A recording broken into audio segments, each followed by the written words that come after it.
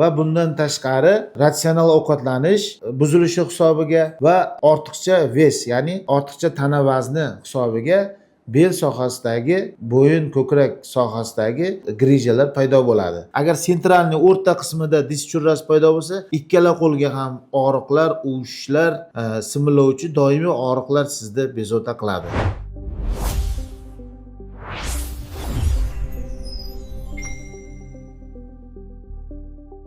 Assalomu alaykum YouTube kuzatuvchilari. Men Berdiyev Bunyod Toshboyevich. Bugun sizlarga dolzarb bo'lgan mavzu bo'yin, ko'krak, bel umurtqalarida uchraydigan grija haqida ma'lumot beraman. Grija o'zi nima? Grija umurtqa pog'onasining o'rtasida disk qavatidan, tog'ay qismidan, o'rta qismidan, ya'ni yumshoq qismi ajralib, orqa miya kanaliga botib chiqishi. Oddiy xalq tili bilan aytganda, grija mana shu holatda kelib chiqadi. Buning sabablari nimadan iborat? Sabablari og'ir yuk ko'tarish, doimiy og'ir yuklamada yurish, noto'g'ri harakatlar odatga aylanishi kun davomida va organizmda kalsiy fosfor almashuvi, makro mikroelementlar almashuvining buzilishi, organizmda gormonal narusheniylar hisobiga kalsiy fosfor va boshqa makro mikroelementlarni organizmdan kamayib ketishi natijasida kelib chiqadi va bundan tashqari ratsional ovqatlanish buzilishi hisobiga va ortiqcha ves, ya'ni ortiqcha tana vazni hisobiga bel sohasidagi, bo'yin, ko'krak sohasidagi grijalar paydo bo'ladi. Klinikasiga keladigan bo'lsak, bunda birinchi o'rinda o'sha ko'krak, bel, umurtqa sohasida qotishlar paydo bo'ladi. Keyinchalik similovchi ozgina og'riqlar paydo bo'ladi. Bu sekin-sekin oylar davomida sekin kuchayib borib, doimiy og'riqqa aylanadi.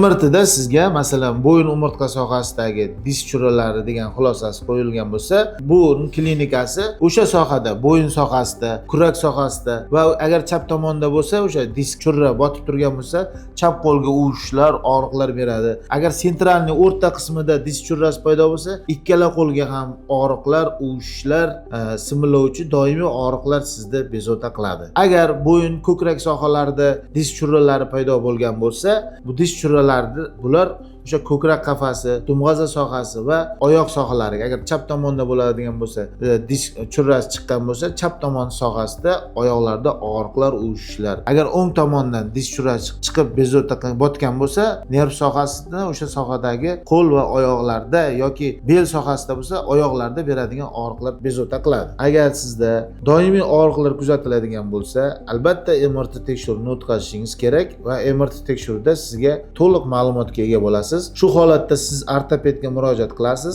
Ortoped vertebrolog sizni ko'radi va sizga konservativ lecheniya yoki operativ davo muolajalar buyuriladi. Qachon operativ davo muolajalar buyuriladi? Agar disk churrasi o'lchami 7 mm dan katta bo'lsa va siz konservativ lecheniya davo olyapsiz, lekin foydasi bo'lmayotgan bo'lsa, sizga operativ davo buyuriladi. Konservativ davo o'zi nima? Bel umurtqa sohasiga maxsus mashqlari, fizioterapiyalar, igla terapiyalar, konservativ davo muolajalari va kerak bo'lsa o'sha sohaga og'riq qoldiruvchi nosteroid inyeksiyalar, ya'ni paravertebralniy blokadalar yoki sakralniy blokadalar buyuriladi. Agar shunda ham sizda og'riqlar ketmasa, og'riqlar sizga oyoqqa tortishuvchi og'riqlar va buning natijasida oyoqlardan mushaklarni kuchsizlanib borsa, siydik va ichak yo'llarida, ichak faoliyatlarida muammolar kuzatilsa, qo'l, agar bo'yin umurtqasi sohasida bo'lsa, qo'llarda kuchli og'riqlar bo'lsa, bo'yinni ko'targanda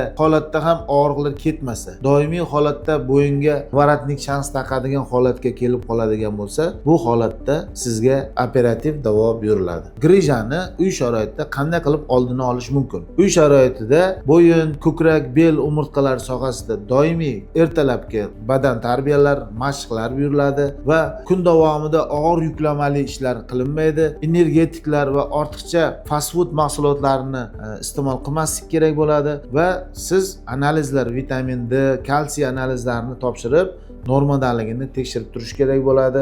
Ortiqcha tana vaznga oldini olish kerak bo'ladi va albatta agar bezovta qiladigan bo'lsa, ortoped ko'rigiga murojaat qilish kerak bo'ladi. Agar sizni ortopedik muammolar yoki bel umurtqasidagi muammolar sizni bezovta qiladigan bo'lsa, bizga murojaat qiling. Manzilimiz Sergeli tumani Qipchoq 1da joylashgan. Videomiz manfaatli bo'lgan bo'lsa, kanalimizga obuna bo'ling va like bosing. Grijasi bor tanishlaringizga videoni manfaatli bo'lishi uchun yuborib qo'ying.